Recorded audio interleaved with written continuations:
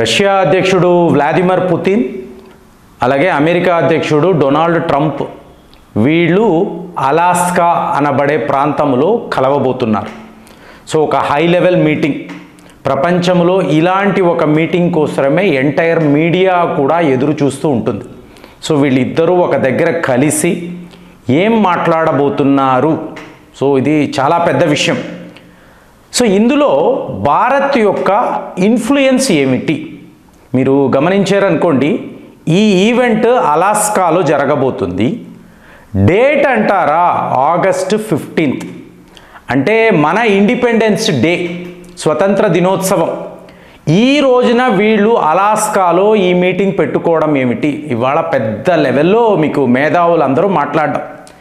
ఇక America senators, లా makers, so వీళ్ళైతే ఏమంటున్నారంటే ఇదేనండి, ఇదే మేము కోరుకుంటున్నాము. ఎన్నో రోజులుగా భారత్పై ఒత్తిడి తీసుకురావడానికి ప్రయత్నాలు చేస్తున్నాము. ఎందుకు అంటే వ్లాదిమిర్ పుతిన్ ఇవాళ ఉండే పరిస్థితుల్లో ఒక్క నరేంద్ర మోదీ మాటలు మాత్రమే ఆయన వింటాడు. అంటే భారత్ చెప్తేనే మీరు రష్యాను మీ దారిలోకి తెచ్చుకోవచ్చు, లేకపోతే ఎవరు చెప్పినా వాళ్ళను కన్విన్స్ చేయలేరు. మరి భారత్ యొక్క ఇన్ఫ్లుయెన్స్ అన్నప్పుడు స్వయంగా డొనాల్డ్ ట్రంపే చెప్తున్నారు. ఇండియా యొక్క ఇంపాక్ట్ ఉంది, నేను వాళ్ళ గురించి మాట్లాడాలని అనుకోవడం లేదు, కానీ వాళ్ళ ఇంపాక్ట్ ఖచ్చితంగా ఉంది. ఇంపాక్ట్ ఏంట్రా అసలు? ఇప్పుడు చూడండి, మోదీ గారు ఏం చెప్తున్నారంటే ఈ జెనెటికలీ మాడిఫైడ్ ఆర్గానిజమ్స్ ఉన్నాయి చూసారా, ఈ విషయంలో నా ప్రాణాలను పణంగా పెట్టి భారత రైతులను కాపాడతాను. జనరల్గా ఇలాంటివి ఉండవండి. ఈ నేషనలిస్ట్ భావన అనేది ఒక పొలిటీషియన్లో ఉండడం కష్టం. కాబట్టి ఇదంతా డొనాల్డ్ ట్రంప్కి షాకింగ్గా ఉంది. అదేంటి, దేశము కోసము నా ప్రాణాలనే విడిచిపెడతాను, రైతులు, వ్యవసాయం, ఇదంతా ఏంటి? సో మనము మన స్వార్థము కదా చూసుకుంటాము, అందుకే కదా ఈ రాజకీయవేత్తలు. మరి ఇతనేంటి ఇలా మాట్లాడుతున్నాడు, ఇది కరెక్ట్ కాదు కదా. సో ఇతను లొంగడు, సేమ్ వ్లాదిమిర్ పుతిన్ లాగే వీళ్లను లొంగ తీసుకోవడం అనేది ఇంపాసిబుల్. కాబట్టి చికెన్స్ అవుట్. సో బెదిరించి భయపెట్టి ఫైనల్గా వీళ్ళే సరెండర్ అయిపోవడం. ఇప్పుడు డొనాల్డ్ ట్రంప్ ఆ పరిస్థితిలో ఉన్నాడు. మీరు చూసారనుకోండి, ఈ జెనెటికలీ మాడిఫైడ్ ఆర్గానిజమ్స్ కాదు, మేము క్వాడ్ నుంచి తప్పుకుంటాము, క్వాడ్లో మేము ఉండము, చైనాను మీరు ఎదిరించగలిగితే ఎదిరించండి. అలాగే ఈ పాకిస్తాన్ తీవ్రవాదం ఇన్నేళ్ల నుంచి మీరు సపోర్ట్ చేస్తూ వస్తున్నారు, వాళ్ళని మేము విడిచిపెట్టాం. ఆపరేషన్ సింధూర్ ఇంకా ఆగిపోలేదు, పాజులోనే ఉంది. అంటే ఎక్కడ చూసినా కూడా ఇక అమెరికా మనల్ని లొంగ తీసుకోవాలి అనుకున్నా ఈ ట్రేడ్ డీల్, ట్రేడ్ అగ్రిమెంట్, ఇందులో కూడా మనం సంతకం పెట్టలేదు. పోరా నీ దుక్కున్న చోట చెప్పుకో. సో ఎందులో కాంప్రమైజ్ కానీ ఇదే చెప్తున్నా, మీరు లొంగిపోయారు అంటే యూరోప్ యూనియన్కి ఏం జరిగిందో మనకు కూడా అదే జరుగుతుంది. కాబట్టి అమెరికా వాడి బెదిరింపులకు మీరు ఎక్కడా లొంగకూడదు. ఫైనల్గా ఇవాళ ఏమైంది, ఏ స్థాయిలో అమెరికా మీద ఒత్తిడి ఉంది అంటే మొన్నంతా మాట్లాడుతున్నాం, ఎయిర్పోర్ట్స్ అంతా ఖాళీ అయిపోతున్నాయి. వాళ్ళ యొక్క ఈ సమ్మర్ సీజన్ అనేది వర్స్ట్ సీజన్గా మారింది. న్యాచురల్ డిజాస్టర్ కాదు, ట్రంప్ డిజాస్టర్. స్వైన్ ఫ్లూ కాదు, ట్రంప్ ఫ్లూ. ఇదంతా మనం మాట్లాడుతున్నాం. ఏంటి, తెలియక చేసే పనులు, మెచ్యూరిటీ లేదు. ఇవాళ ఏం చేస్తున్నాడండి, సో మన ముందు లొంగిపోయాడు, రష్యాతో మీకు అక్కడ మీటింగ్ పెట్టుకున్నాడు, పుతిన్ని కలవాలి, మాట్లాడాలి. పుతిన్ తన టర్మ్స్ డిక్టేట్ చేస్తాడు, ఇది ఇలాగే ఉండాలి. ఇప్పుడు నువ్వు నేను కలుస్తున్నాము, వెంటనే నాటోలో కొన్ని దేశాలు మన మీద తిరగబడాలని చూస్తారు. ఎందుకు, వాళ్ళు యుక్రెయిన్ మీద అంతంత పెట్టుబడులు పెట్టున్నారు, సో వాళ్ళు ఒప్పుకోరు. అలాంటప్పుడు నువ్వే ఆపాలి, డొనాల్డ్ ట్రంప్ నువ్వే వాళ్ళని ఆపాలి, గుర్తుపెట్టుకుంటే అలాగే ఖచ్చితంగా నేను వాళ్ళని. ఇలా అయిపోయింది. అంటే రష్యా అమెరికా ఫ్రెండ్షిప్ ఇవాళ నాటో అనేది కామన్ ఎనిమి. చూడండి ఎలాగ టర్న్ అయిందో. సో ఈ పరిస్థితుల్లో మీరు భారత్ను గమనించారు అనుకోండి, రష్యా ఎలాగ అమెరికాకు లొంగిపోలేదో మనము కూడా అలాగే ప్రతి ఒక్క విషయంలో నా దేశమే నాకు ముఖ్యం. ఇప్పుడు ఇష్యూ అంతా మీరు గమనించారు అనుకోండి, భారత్ రష్యా ఆయిల్స్ కొనడమే కదండి, మొత్తము ప్రపంచంలో ఇదే కదా ఇష్యూ. మనము కొనకుండా ఉంటే, రష్యన్ ఆయిల్స్ ఆపేస్తే మీకు రష్యా వాళ్ళ దగ్గర వార్ ఫండింగ్ ఉండదు. సో మెల్లమెల్లగా వాళ్ళు బలహీన పడిపోతారు. సో స్లోగా సరెండర్ అయిపోతారు. ఇది వీళ్ళ పిచ్చి ఆలోచన. మరి మనము చేసామా? ఇంకా ఎక్కువ కొంటూ పోయాం. ఎక్కువ కొనడం కాదు, మీకు రష్యా డెలిగేషన్ని ఢిల్లీ పిలిచి ఇక్కడ మనం టెక్నాలజీ, కల్చర్, ఎకనామిక్స్, ట్రేడ్ ప్రతి ఒక్క విషయంలో ఒక కొత్త రకమైన కోఆపరేషన్ కావాలి. రష్యా భారత్ యొక్క ఫ్రెండ్షిప్ ఇంకా పెరగాలి. ఇలాంటి మీటింగ్లు పెట్టుకున్నాం. ఫైనల్ బ్లో ఏంటి? ఏకంగా పుతిన్ నేను భారత్ వస్తున్నాను, త్వరలోనే ఆ డేట్ కూడా అనౌన్స్ చేస్తాను అజిత్ దోవెల్ గారికి చెప్పడం, ఆయన స్వయంగా ప్రకటించడం.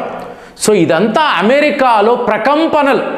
వీళ్ళు ఇంకా ఇలా క్లోజ్ అయిపోతూ ఉంటే, మనము భారత్కి దూరం అయిపోతూ ఉంటే ఫైనల్గా మనం మునిగిపోతాము. కాబట్టి ఏదో ఒక రకంగా ఈ నెగోసియేషన్స్ అనేది మనము చేసుకోవాలి. ఇంకా చెప్పాలంటే విట్కాఫ్ అంటే డొనాల్డ్ ట్రంప్ గారి యొక్క దూత, ఇతని ముందు పుతిన్ గారు అడుగుతున్నారు, నీకు నాకు సమస్య ఉన్నప్పుడు నువ్వు భారత్ని ఎందుకు లాగుతున్నావు? వాళ్ళతో ఈ టారిఫ్ వార్ నీకెందుకు? మేము ఏదో చేసుకుంటే నువ్వు ఎందుకు కలగజేసుకుంటున్నావు? అసలు వాళ్ళని బెదిరించడం ఏంటి? సో ఇన్ని విషయాలు వచ్చేటప్పటికి అక్కడ భారత్ యొక్క గ్లోబల్ ఇన్ఫ్లుయెన్స్ చాలా ఉంది. మనము చెప్తేనే రష్యా వాళ్ళు వింటారు అనే పర్సెప్షన్ టోటల్ అమెరికాలో స్ప్రెడ్ అయిపోయింది. సో ఇవాళ మనం అదే భారత్తో గొడవలు పడుతున్నాము. వాళ్ళు పూర్తిగా అమెరికాను శత్రు దేశంలా చూస్తున్నారు. మా భారత్ యొక్క ఎదుగుదలను అమెరికా వాళ్ళు జీర్ణించుకోలేకపోతున్నారని ఓపెన్గా మాట్లాడుతున్నారు. సో ఇప్పుడు ఇదంతా ఏమిటి? అమెరికా పతనానికి కారణం. వాళ్ళ యొక్క టూరిజం అనండి, వ్యాపారము అనండి, మళ్ళీ వేరే దేశాలకు నేర్పించడం. అమెరికా వాడు మిమ్మల్ని బెదిరిస్తాడు రా, మీరు భయపడకండి, ధైర్యంగా వాడిని ఎదుర్కోండి, వాడికి మన అవసరం ఉంటుంది. ఇది ఎక్కడ? బ్రెజిల్కి చెప్తున్నాము, కెనడా, మెక్సికో లాంటి దేశాలకు క్లియర్గా మనము ఒక హెచ్చరిక జారీ చేస్తున్నాం. మనమేమో ఒక జపానో సౌత్ కొరియానో కాదు, వాడు భయపడితే భయపడిపోవడానికి, మనము తిరగబడితే వాడు లొంగిపోతాడు. సో ఫైనల్గా ఎలా లొంగిపోయాడు? నేరుగా రష్యాతో నెగోషియేట్ చేద్దాము, ఏదో ఒక రకంగా యుద్ధాన్ని ఆపేద్దాము, నువ్వు ఎక్కడైతే స్వాధీనము చేసుకున్నావో ఆ ప్రాంతాలంతా నువ్వే తీసుకో, సో మేము యుక్రెయిన్తో మాట్లాడుకుంటామంటే ఇవాళ జెలెన్స్కీ పరిస్థితి ఏంటి? జెలెన్స్కీ ఏం చేయగలడంటే, నేను నా భూభాగాలు రష్యాకు ఇవ్వను, నువ్వు ఉంటే కదా. ఇప్పుడు ఒత్తిడి ఎలా ఉంటుందండి? ముందు యుక్రెయిన్లో ఎలక్షన్స్ పెట్టరా, సర్వాధికారము నీకు లేదు, ప్రజలకే ఉంది, ముందు ఎలక్షన్స్ పెట్టు, వాళ్ళు ఎవరిని ఎంచుకుంటారో వాళ్ళతో మేము నెగోషియేట్ చేస్తాము, లేకపోతే మేము నీకు అప్పజెప్పిన డబ్బు తిరిగి ఖచ్చితంగా ఇవ్వలేడు. ఈ డబ్బు ఎక్కడెక్కడో ఎలాగో ఈ జెలెన్స్కీ ఖర్చు పెట్టేసి ఉంటాడు, కాబట్టి ఆ డబ్బు తిరిగి ఇవ్వడు. కాబట్టి లొంగిపోవడం మాత్రమే అతనికి ఉండే ఆప్షన్. కానీ ఇటువైపు నాటో దేశాలు వీళ్ళు వాడికి డబ్బు ఇచ్చున్నారు కదా, వీళ్ళందరూ కలిసి కదా యుక్రెయిన్ని పంచుకోవాలని అనుకున్నారు.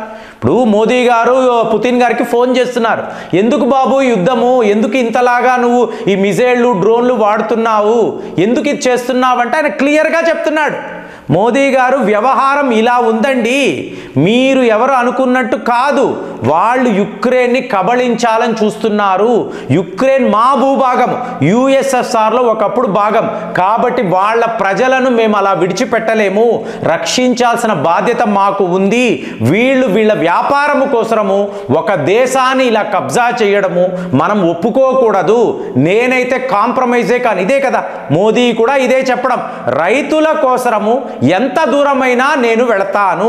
సో ఒకలాంటి ఆలోచనలు ఉన్నప్పుడు వీళ్ళు కలిసిపోయారు అనుకోండి, ప్రపంచంలో వీళ్ళని ఎవరూ ఆపలేరు. సో అలాంటి ఒక సిచ్యువేషన్ని భారత్ ఇవాళ క్రియేట్ చేసింది. రష్యాతో ఇంకా స్నేహము అనడము అమెరికాకు వేరే ఆప్షనే లేదు.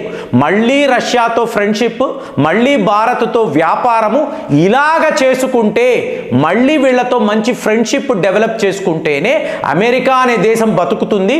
దాన్ని నమ్ముకొని ఎన్నో దేశాలు ఉంటాయి కదా. సో వాళ్ళందరూ కూడా ఫైనల్గా బాబు వద్దు వాళ్ళతో కాంప్రమైజ్ అయిపో అంటారు.